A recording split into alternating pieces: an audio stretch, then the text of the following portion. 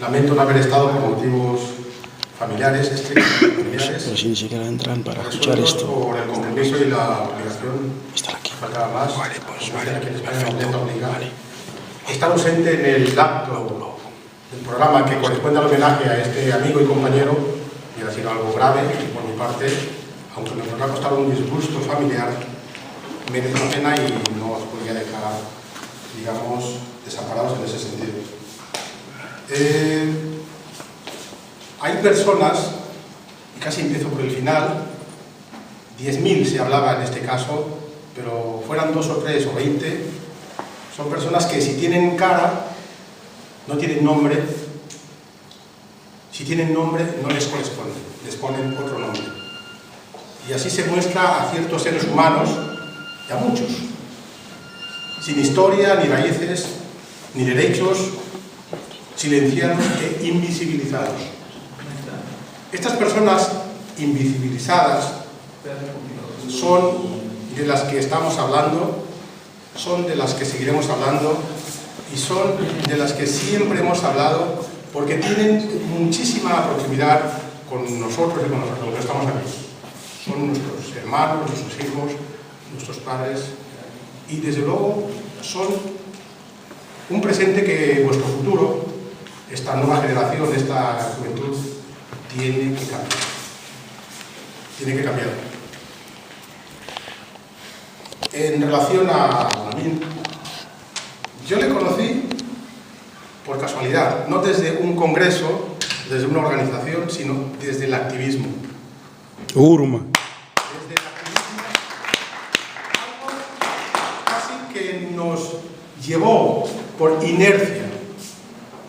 Esta manifestación de la que habla, no fui coorganizador, pero estuve presente, y sobre todo porque esos datos que él presenta aquí, luego se valoraban en un órgano, el primer órgano consultivo formado, creado por el Estado español a través del gobierno, un órgano consultivo que tenía la facultad y la obligación de consultar o ser consultado para temas relacionados con la inmigración y todo lo que estamos tocando aquí, fue el Foro Nacional de Inmigrantes y Refugiados, del que fuimos los primeros representantes negros, él representando una comunidad muy extensa y todavía lo es, la comunidad de Senegal, y yo representando otra comunidad muy extensa y todavía lo es, la comunidad de Guinea Ecuatorial.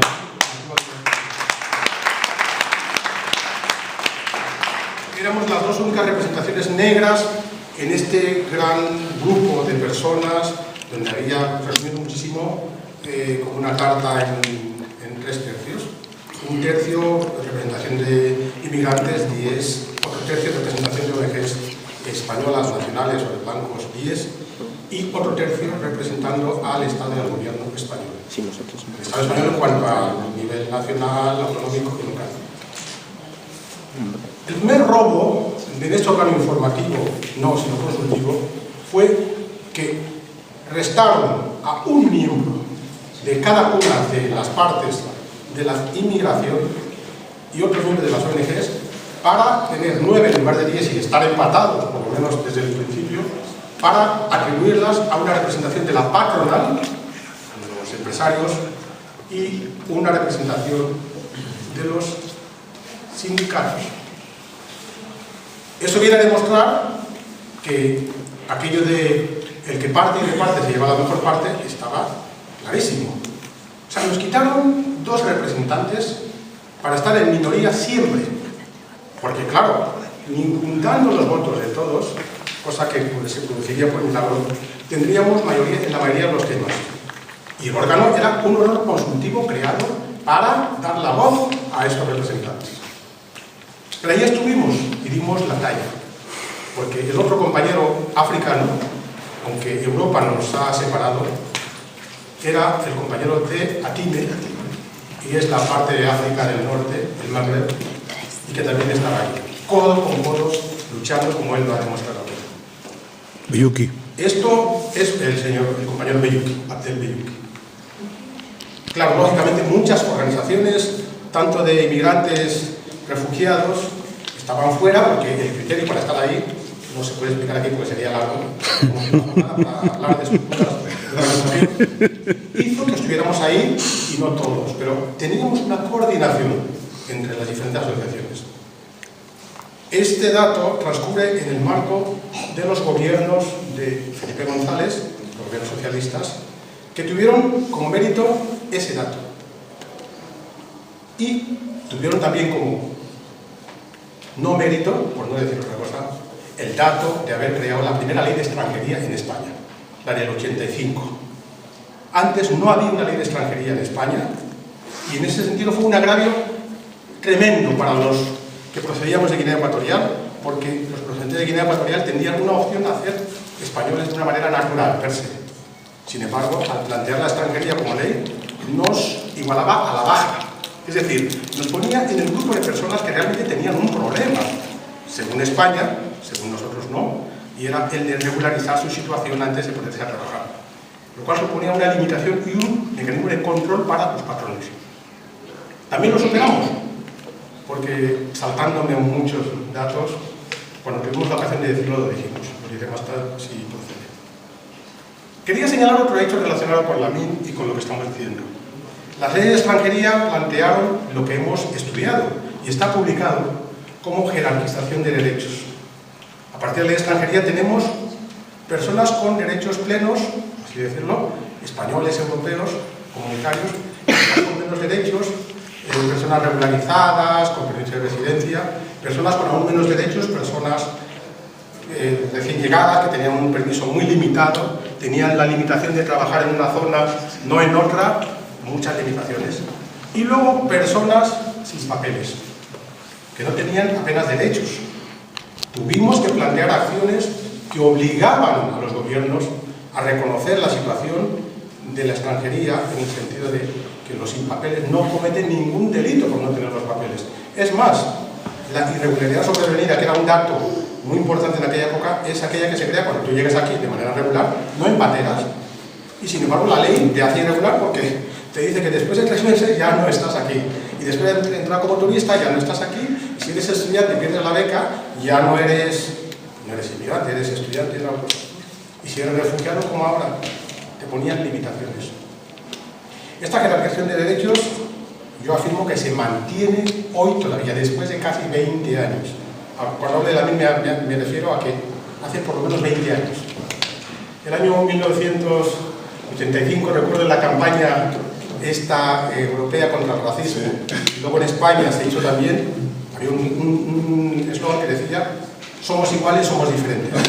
Esteban Ibarra. No era verdad, pero ahí también estuvimos en la campaña y tenemos los datos para mostrarlos en su momento, para que no repitáis los errores.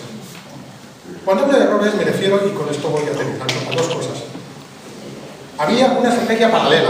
Yo era de los que estaba en la línea de trabajar desde lo institucional para ver si se podía, desde la formalidad, no sé, no dar motivos para que te digan, bueno, es que eres radical, es que eres la misma. Y aún así tengo una experiencia complementaria con la suya. Me refiero, por ejemplo, y todavía se sigue haciendo, ahora más, que 2 ministerios. Un ministerio apretaba la tuerca y otro ministerio aflojaba para equilibrar. El Ministerio de Asuntos Sociales, entonces, se encargaba de toda la parte, digamos, light, de apretar la tuerca, el foro. De hecho, el foro pertenecía a este ministerio. Sin embargo, el Ministerio Interior nos daba de palos. Digo no porque yo también me incluyo, independientemente de estar en un marco muy formal. Denunciamos este hecho y el foro al final pasó a depender y a permanecer en el Ministerio de Asuntos Sociales, pero se creó un programa para apretar las tuercas que se llama el programa Greco, que tenía su sede en el Ministerio de Interior, una especie de antesala de lo que luego se llamó Ministerio o Departamento para Ordenación de las Migraciones, que fue ya con el gobierno siguiente del señor Rajoy. Esos 2 ministerios, tenéis que estar muy pendientes de ello porque todavía se mantiene, es como la pareja de policías, uno hace de bueno, el otro que siempre te toca ciertas partes y tienes que aguantar y saberlo.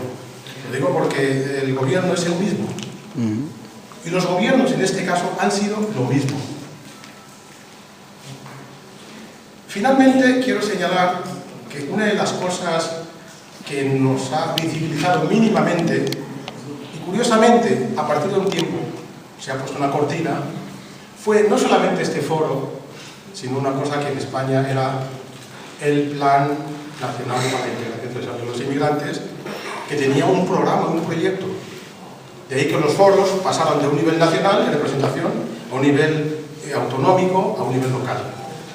Ahí no puedo decir nada porque yo me bajé del foro cuando, cumplido mi tiempo, pasé el testigo a otro compañero de Guinea Ecuatorial, el señor Bolecá, que está en Sevilla, y los foros autonómicos pues brillaron por su ausencia en cuanto a efectividad y realidad o aplicación, porque querían seguir excluyendo la representación de las personas que no convenían. El señor Simón está aquí presente. Le conocí también por primera vez en un pleno del foro, donde fui invitado por el compañero Agüí para ver lo que pasaba. Y hasta ahora no me han mandado el acta de aquella sesión que fue tan polémica. Bien, con esto, ¿qué quiero decir? Que no bajéis la guardia. No bajéis la guardia porque no vale pensar que si yo estoy totalmente regularizado, integrado, ya he resuelto el problema. Porque como yo decía ayer, decía Luther King, que o llegamos juntos a la libertad o nunca la alcanzaremos, o nunca la habremos alcanzado. Por eso termino esta intervención señalando dos imágenes. Una de ellas está en la biblioteca, no me ha dado tiempo a traerla, y es, la si te acuerdas, una portada de un periódico nacional recoge una imagen en la portada del señor Felipe González Márquez, el compañero Lamín, el que modestamente aquí les habla, después de una sesión de trabajo en el Palacio de la Moncloa, Palacio del Gobierno, del Ejecutivo, donde está Felipe González y los dos compañeros, donde la prensa, curiosamente, el señor Felipe González con dos inmigrantes de la comunidad senegalesa. Eso significa que para en aquella época la comunidad senegalesa, y hay que reconocerlo, era una comunidad potente, lo sigue siendo, en términos de número, claro y potente.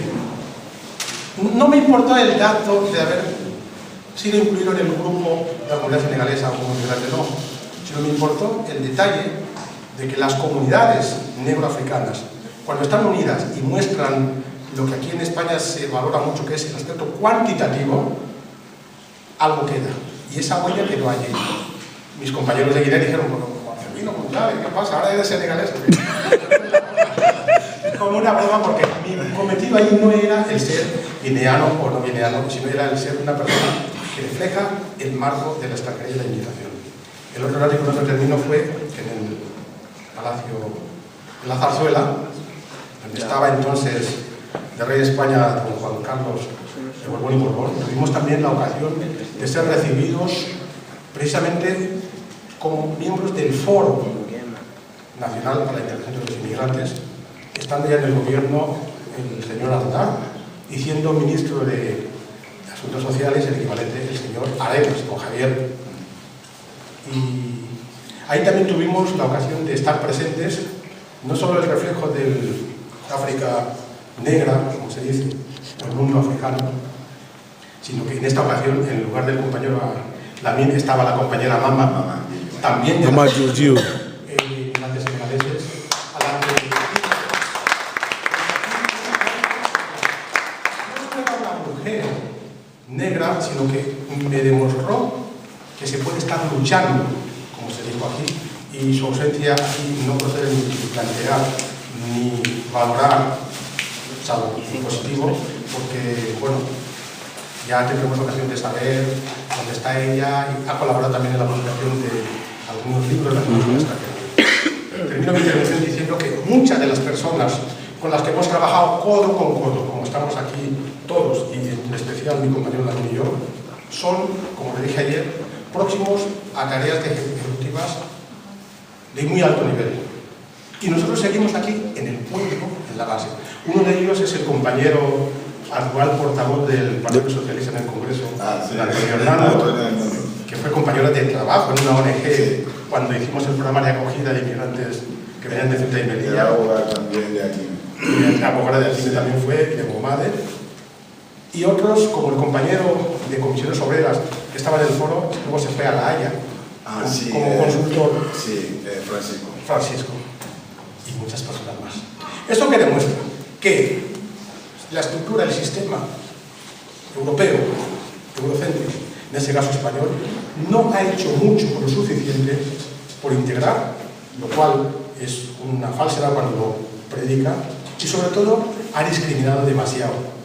Pero aún así tenemos que establecer las bases para estar a la altura y para tener una historia, porque de esa historia viene este presente que tenemos que cambiar. Yo decía el otro día en el Congreso, nosotros somos reflejo de ayer y vosotros sois semilla de futuro. Mucha vida a la juventud y sobre todo Uhuru África.